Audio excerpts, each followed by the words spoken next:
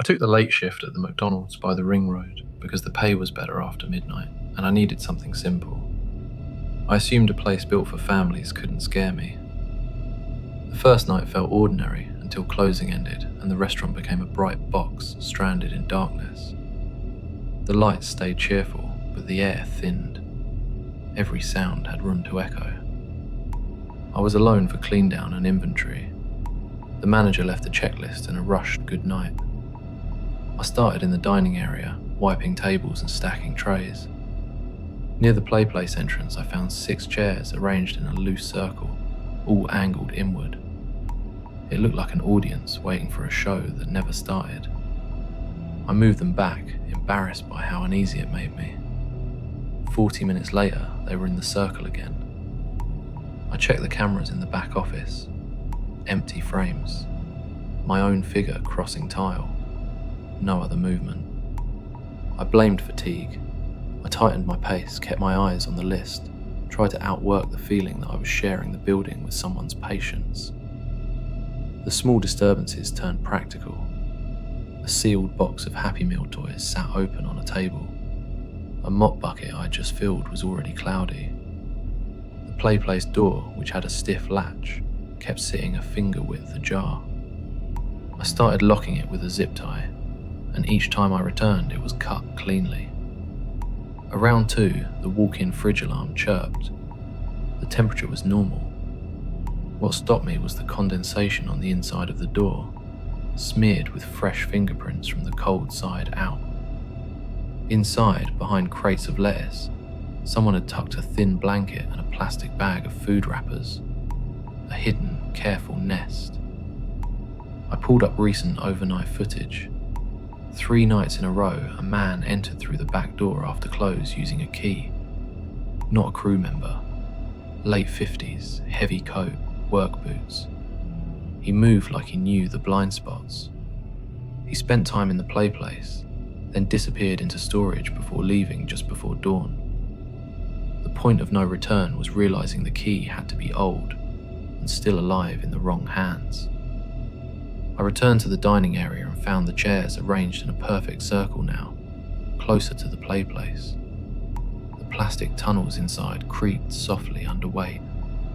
An adult weight, slow, deliberate. I approached with my phone light raised.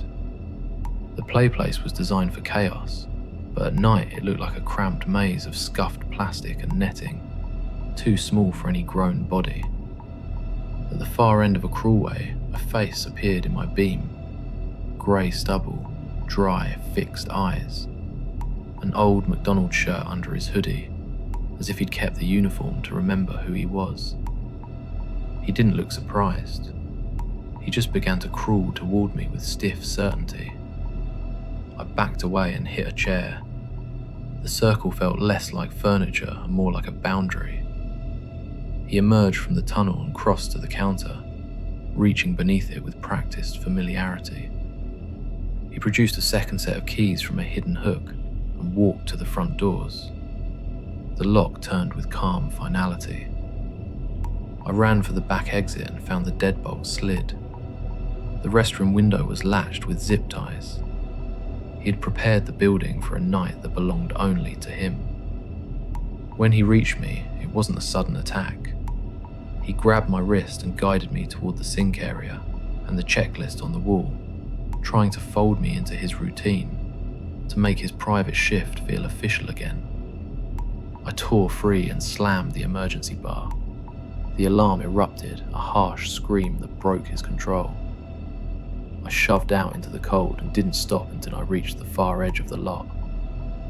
Through the glass, under fluorescent glare, he stood inside the chair circle, alone. Then, with patient care, he began to move the chairs again, tightening the ring for an audience that would never return.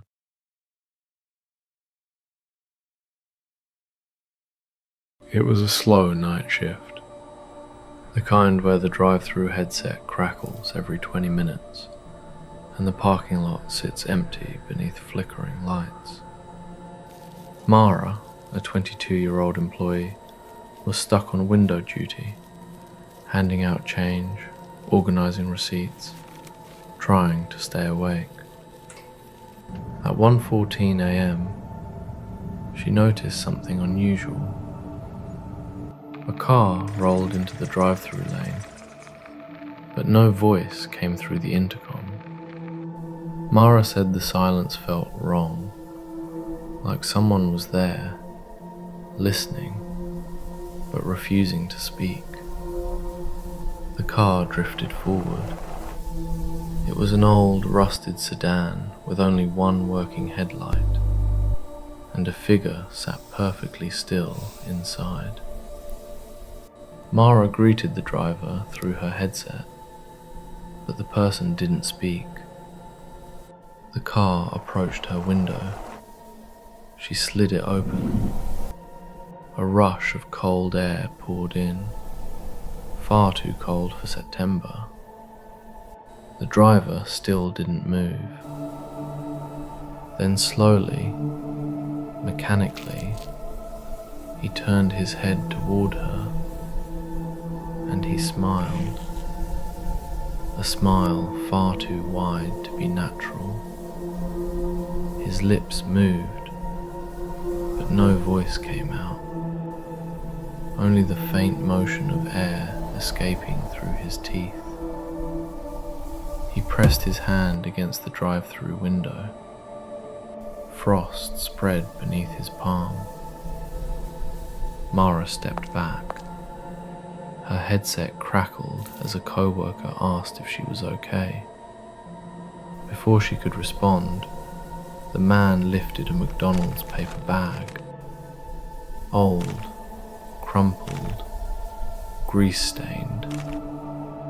He extended it toward her, silent, unmoving. Her hand reached for it, even though she didn't want to. The moment she touched the bag, his expression twisted into rage. He slammed his hand against the window. Mara screamed. Her co-workers rushed toward her.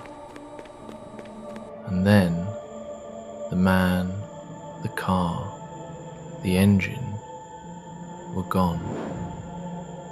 Not drove away, not faded, gone. Inside the bag was a cheeseburger, a single bite missing, but the bite mark wasn't human, too wide, too deep, curved, like something with a jaw not meant for this world. Police dismissed the report. Security footage showed only static between 1:12 and 1:20 a.m. Then normal footage resumed. Mara quit the next day. That McDonald's is still open, still running the night shift. Workers say the headset sometimes crackles like a whisper from a car no one can see.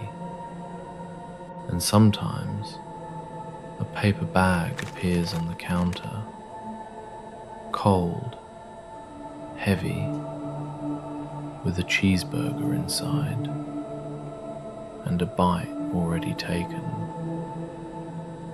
If you ever work window duty after midnight, and a silent car pulls up, don't open the window. Some customers aren't there for food. Some just want someone to take the bag.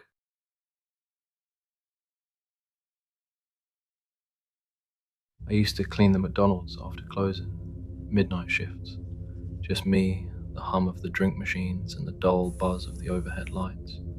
The place always felt different at that hour. Colours muted, laughter replaced by silence. But the play area, that was the worst part. It was separated from the main dining room by a wall of glass, so even when I wasn't in there, I could see the plastic tunnels glowing faintly under the emergency lights. Red, blue, and yellow tubes twisting together like veins under translucent skin. It looked alive in the dark. I'd always leave that section for last, dragging it out, convincing myself it was just plastic and dust. But some nights I could swear I'd hear something shift inside, just a faint creak, like weight pressing down where there shouldn't be any. The first time I heard it, I thought it was the air vents settling. The second time, I thought maybe an animal had gotten in, a bird or a rat. The third time, I stopped making excuses, because I saw it. I was wiping the windows near the counter when something moved across the tubes. Not fast, not a shadow, something flowed through them, like liquid darkness bending the coloured plastic as it passed. I froze, the cloth hanging limp in my hand, watching the red tube bulge slightly as something crawled deeper inside. Then nothing. Stillness again. The hum of the freezer. My reflection staring back at me through the glass. I almost laughed at myself for being scared of a kid's playground, but the laughter didn't come. When I finally went in to clean, I kept my earbuds in. Music made it easier. The smell inside the play area was always strange at night. Sweet plastic mixed with disinfectant and something else, something faintly organic like damp fabric. I shined my flashlight up into the tunnels. Dust drifted in the beam like ash. The air felt warmer the higher I climbed, as if the structure itself held its own heat. Near the top of the slide, I paused. The plastic was slightly soft under my hand, almost pliable. I pressed down harder. It gave, like pressing on skin. I pulled back, my heart hammering. My flashlight flickered. The sound came again, close this time. A dragging motion, something heavy moving just above me. I looked up, the beam shaking, and for an instant I saw a shape through the translucent wall of the tunnel. A smear of something black and wet crawling along the curve. No face, no limbs, just a distortion moving with a slow, deliberate rhythm. Then it stopped. The plastic seemed to pulse, expanding and contracting like breath. And in that faint red light, I thought I saw an imprint forming on the surface. A faint handprint, fingers pressing from the inside, stretching the material thin. Then another beside it, smaller, then dozens more. I scrambled down the slide, landing hard on the padded floor. My flashlight hit the ground and rolled, the beam slicing across the room. Every surface shimmered faintly, like condensation forming where there shouldn't be any. I backed toward the exit, but the door handle was slick. My palm slid right off. I tried again, pulling harder. The handle came away in my hand, coated in a thin, translucent film that stuck to my fingers. I wiped it off, breathing fast. The air was thick now, warm and humid. A low groan echoed through the tubes, the plastic flexing and tightening like muscle. Something was moving through them again, faster this time. The structure shuddered, every colour darkening to a dull, fleshy tone. I stumbled backward as the tubes began to sag under their own weight, the bolts creaking in the ceiling. A deep, wet sound filled the room, a slow rhythm like a heartbeat. The slide pulsed once, then split open near the base, oozing a viscous red light.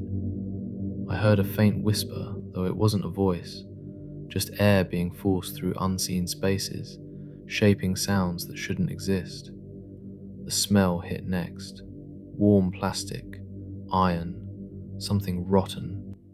I ran, through the dining area, past the empty fryers, into the hallway leading to the back exit. Every step echoed like thunder. Behind me, something heavy slid from the play area to the tiles, dragging itself across the floor.